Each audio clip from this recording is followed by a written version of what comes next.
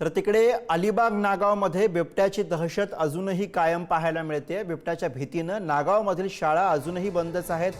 बिबट्याच्या हल्ल्यामध्ये अलिबागमध्ये आतापर्यंत 6 जण जखमी झालेले आहेत। 36 तास उलटून गेले तरी सुद्धा बिबट्या मोकाट आहे, त्यामुळे नागरिकांमध्ये भीतीचं वातावरण पाहायला मिळते। विद्यार्थ्यांच्या सुरक्षेचा विचार करून शाळा तात्पुरत्या बंद ठेवण्याचा निर्णय घेण्यात आला आहे।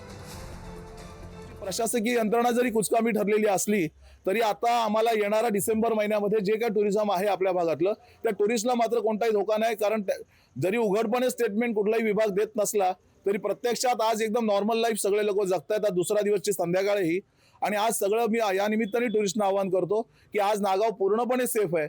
कारण कोणतेही यंत्रणा यांना जरी आज यश नसलं आलं तरी आजपर्यंत गेल्या 50 वर्षात अशी घटना यापूर्वी कधी घडली नव्हती आणि आज नक्कीच तो कारण हा रहिवासी भागातून सगळं बाहेर नक्की गेलेला असा आम्हाला निदान विश्वास तरी वाटतो।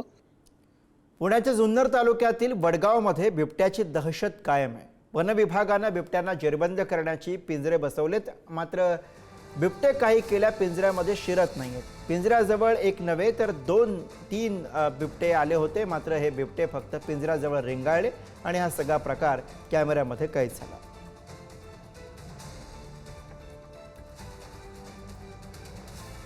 पुण्याच्या दौंड तालुक्यामध्ये बिबट्याचा मुक्त संचार पाहायला मिळतोय। दौंडच्या डुबेवाडी मळ्यामध्ये आणि दहिटणे गावच्या गणेशनगर रोडवरती बिबट्याचा संचार पाहायला मिळाला। बिबट्याचा बंदोबस्त करण्याची स्थानिकांनी वन विभागाकडे मागणी केली।